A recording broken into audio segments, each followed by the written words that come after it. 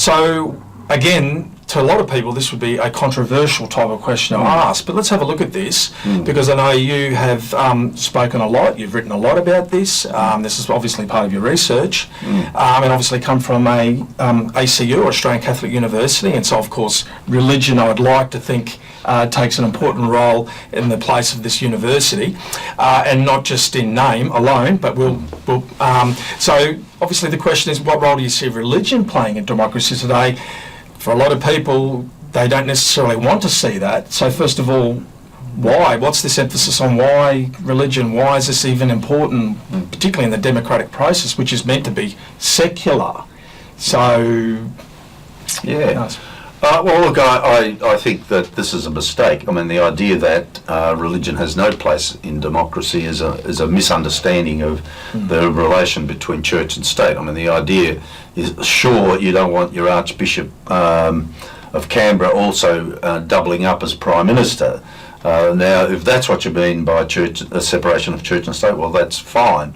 But what people tend to do these days is that on some of the hot button issues, for example, euthanasia, for example, so-called gay marriage, if you express an opinion which is in opposition to what seems to be the sort of loudest view within the community, it's generally labelled, well, of course you'll believe that, or of course you oppose that because you're coming from a religious perspective.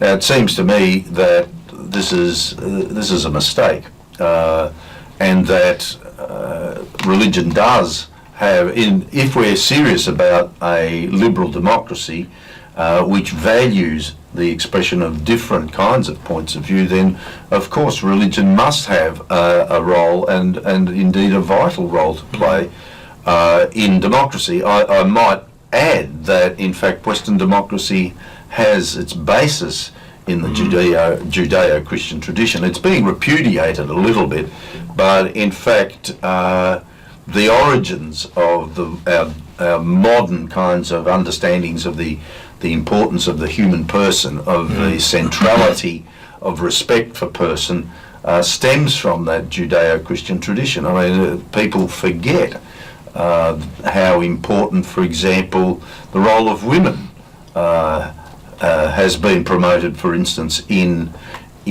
Christianity. I mean, it was St. Paul himself who says, you know, in Christ there is no male, there is no female, that we're one and the same. And that's sometimes forgotten. He's often painted as a misogynist. So it seems to me that in actual fact, religion has an important role in supporting democracy.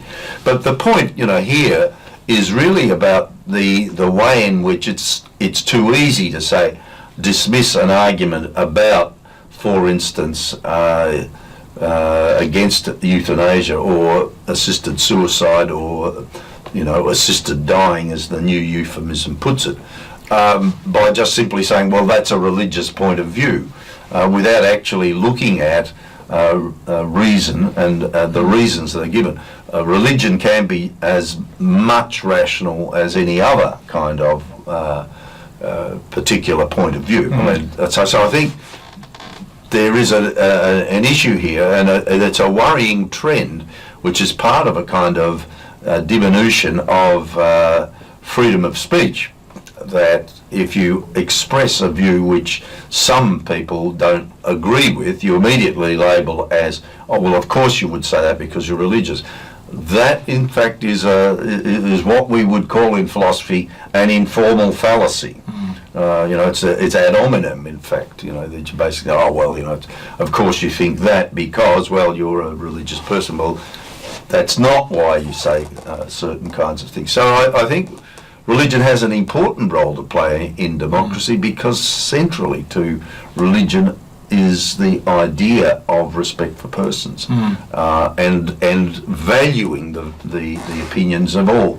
And the other side of this, I think, too, is a recognition that governments need to govern for everyone, not just the loudest voice, not just for the majority.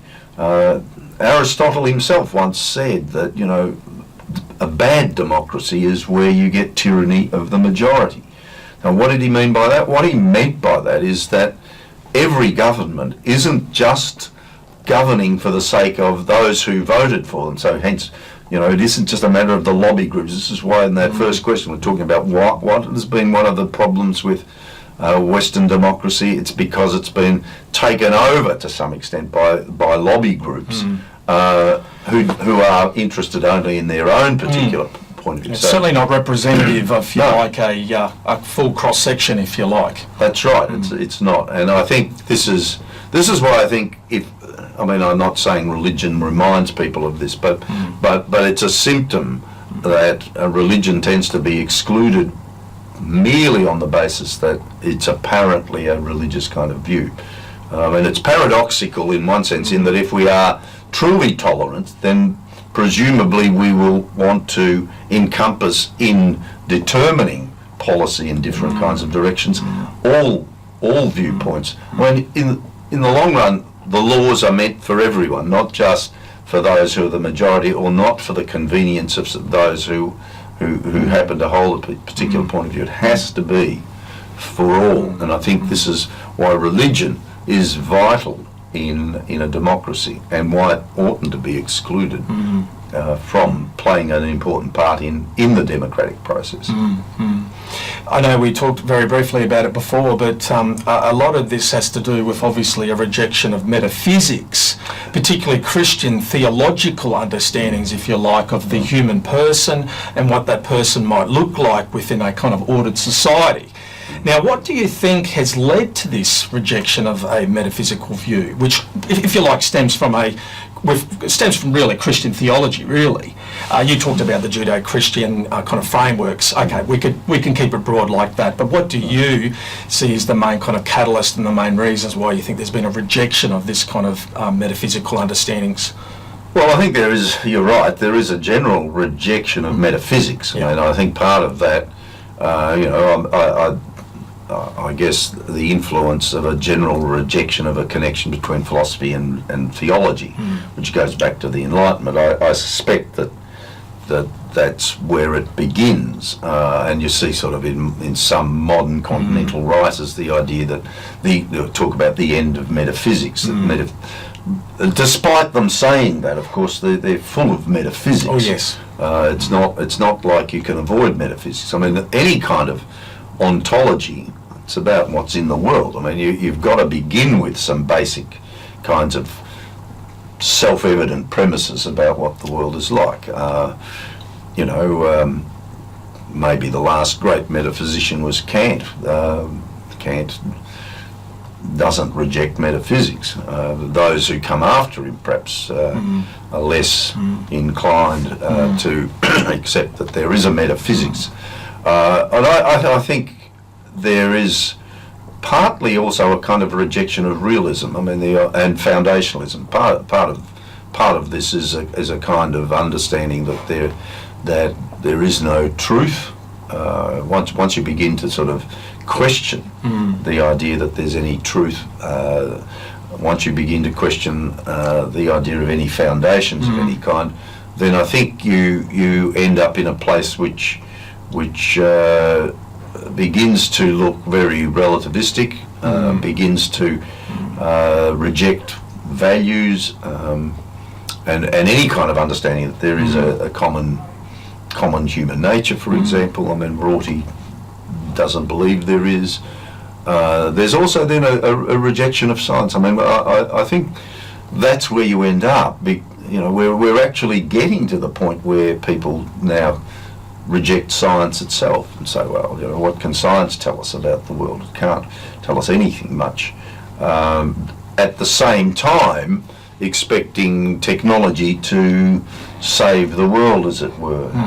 So there's I think there are a number of currents of thought which are part of this sort of idea that there is no metaphysics, but in fact my own view about this is that they're actually it's an incoherence to try and reject metaphysics. You might want to reject certain kinds of metaphysics, obviously, and you may question you know, the idea of what kind of ontology you ought to have, but it seems to me it's impossible to do without some kind of ontology. I mean, even an idea that there is no ontology or there is no truth or any of that kind of idea itself, it seems to me, rests upon some sort of understanding of a metaphysics of some kind. Yeah. So I don't think you can avoid metaphysics. You don't have to have a Christian metaphysics, it seems to me. But I suppose, you know, if you go back to even Aristotle, you know, metaphysics, it leads you in some way to a natural kind of theology. Need not get you to God in one sense, but nevertheless that seems to be the trajectory. And I'm not sure whether the rejection of metaphysics is a kind of rejection of a natural theology. Maybe it is. Maybe that comes from that Enlightenment separation of theology and philosophy. Could be.